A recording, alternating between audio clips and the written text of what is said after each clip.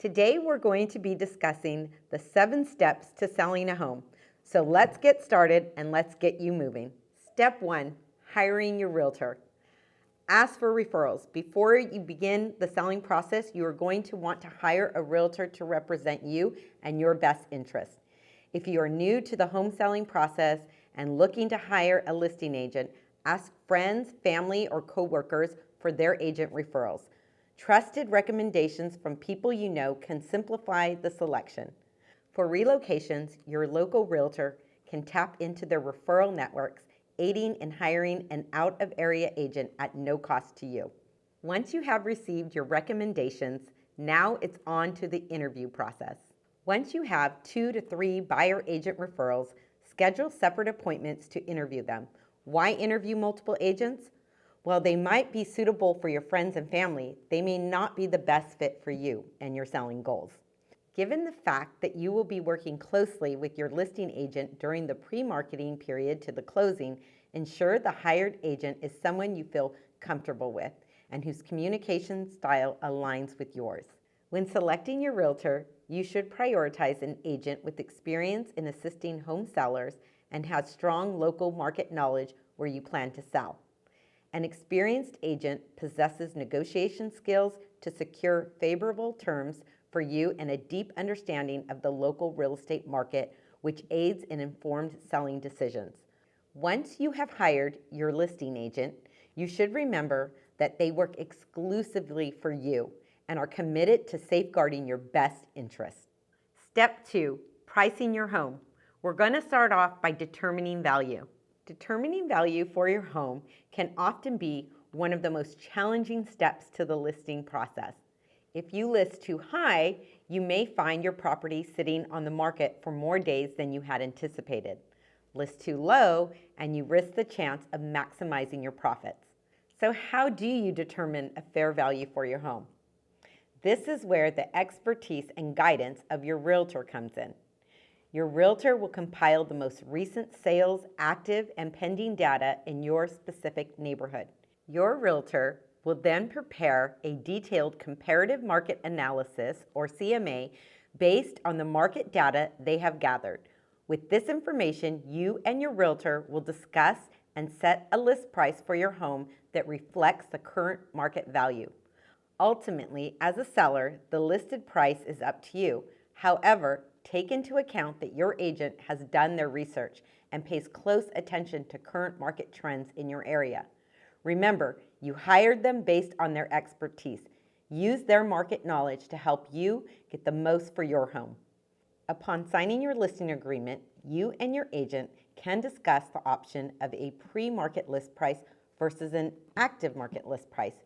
Due to the time it may take between signing your agent's listing agreement to placing your home on the open market, the market may or may not shift. Therefore, it's advisable to reassess your home's value once you are ready to begin property showings.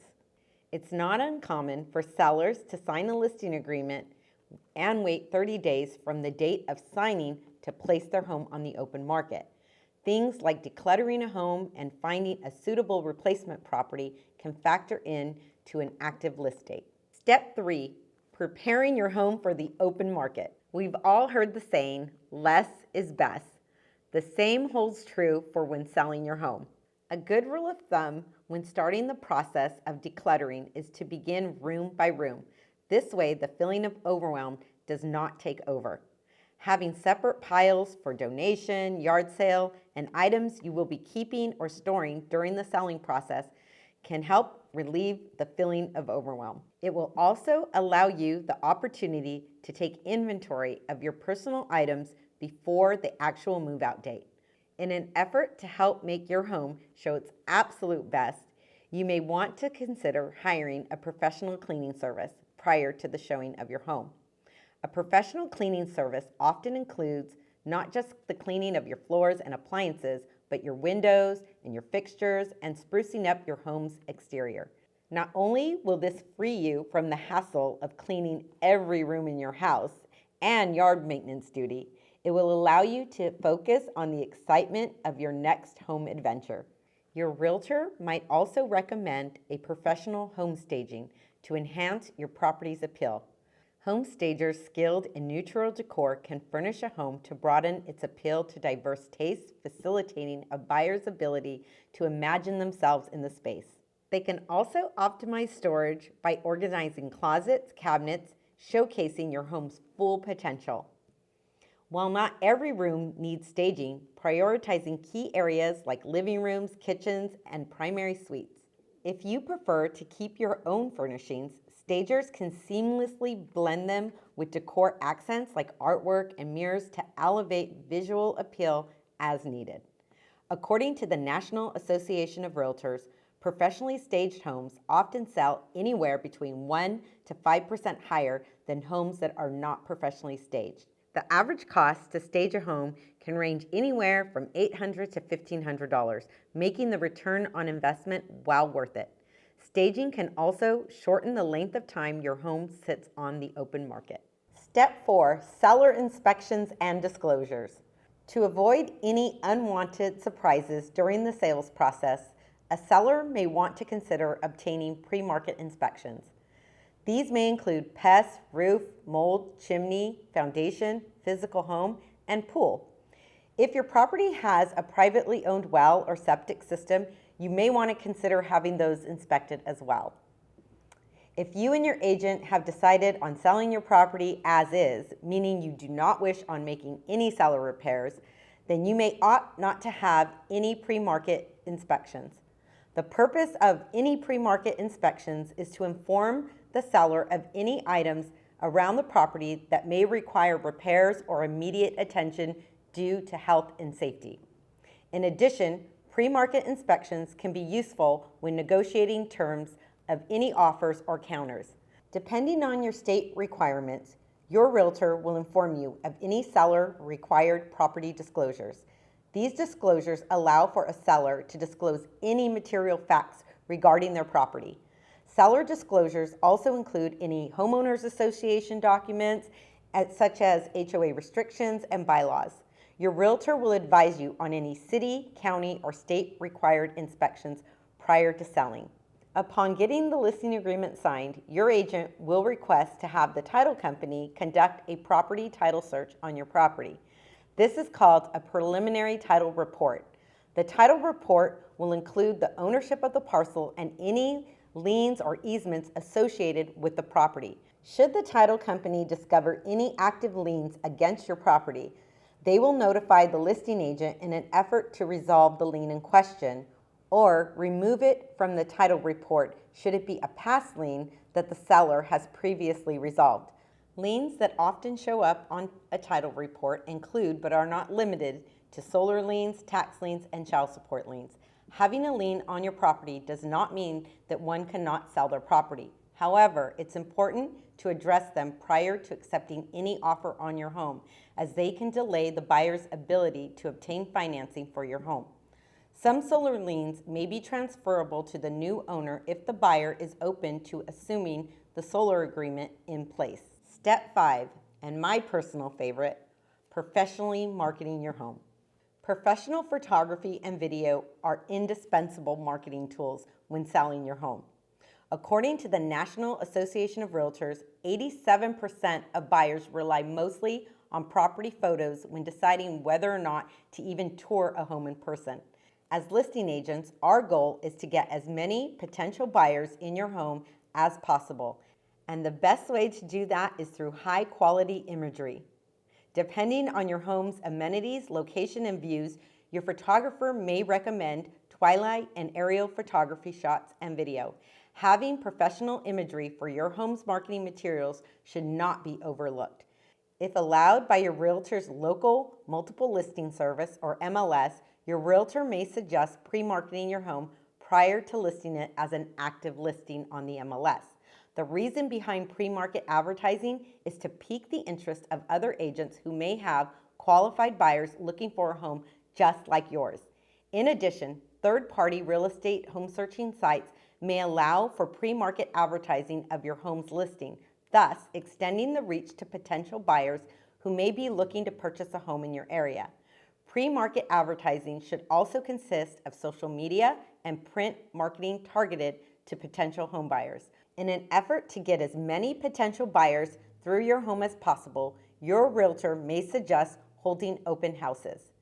Due to work schedules and weekly traffic, not all buyers who qualify for your home may have the time to view it with their agent during the week, which is why open houses are a good idea. They allow the buyers to visit the property at times that may be more convenient for them. A motivated seller should also be flexible with agent-requested private showings for your property. Being flexible with showing requests is essential when selling your home, as some buyers may wish to revisit the property with their realtor in order to ask specific questions about the property. Step 6, the fun part, accepting offers. Current market conditions in your area will more than likely have an effect on not just the time it takes to receive an offer on your home, but the amount of offers you will receive and the offer amounts. A property that has been properly prepared for the open market and is well priced will not just grab the attention of potential buyers, it will often receive offers sooner than its competition, thus avoiding sitting on the market and becoming what we agents call a stale listing. The longer a home sits on the open market, the lower the offers a seller will receive, which is why days on the market matter. Depending on the marketing strategy you and your realtor have agreed to at the time of the listing, you may begin to receive offers within the first few days of being on the open market.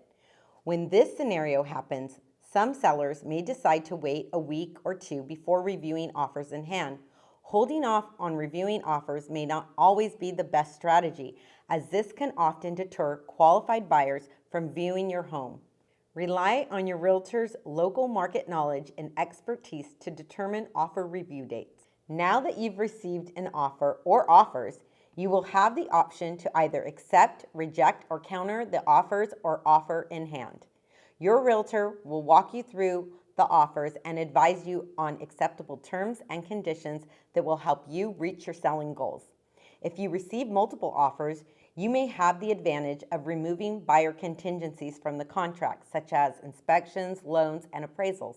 But be careful when choosing this route, as it doesn't always constitute a guaranteed close. Oftentimes, sellers are enticed by all cash offers as opposed to finance offers.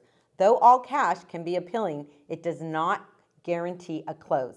It's best to consider all offers and allow your realtor to confirm the buyer's motivation and ability to close with the buyer's agent and loan officer if the buyer is obtaining financing.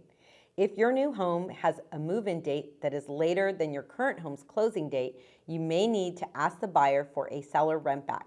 This will allow you to remain in possession of your existing home while you wait to close on your new home. The seller rent back can be negotiated either at no cost to you as a seller or for a daily cost. Keep in mind, some buyer financing guidelines do not allow for the seller rent backs to exceed 30 days, which may or may not factor into your decision when accepting an offer. Consider all scenarios before accepting any offers. Now you have reached the final step in your selling journey. But before you pop that bottle of champagne and move out, your buyer is going to want to perform a final walkthrough of the property. This walkthrough allows the buyer and their agent to verify that the condition of the property is as it was when they made their offer. During the final walkthrough, the buyer will also confirm any and all repairs that were agreed upon during escrow.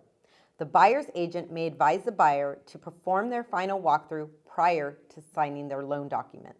Once all buyer contingencies have been removed, your realtor will schedule a date to sign off on your home. You can anticipate your sign off to last anywhere between 30 minutes to an hour. This depends on the amount of questions you may have at the signing table.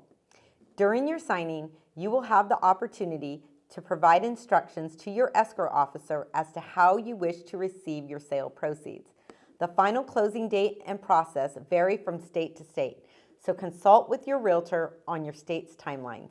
Now on to closing day. The day you have been waiting for is finally arrived. Once the buyer's loan has funded and the title of ownership has been transferred, you have officially closed on your sale. Congratulations on the closing of your home. Thanks for watching. For a more detailed breakdown of the 7 steps, be sure to click on the link below for my free seller's guide, which also includes a list of frequently asked questions when selling a home, a seller's checklist, questions to ask when interviewing a realtor, and much, much more. If you found this information to be helpful, please be sure to give it a thumbs up and subscribe to this channel where we'll talk all things real estate.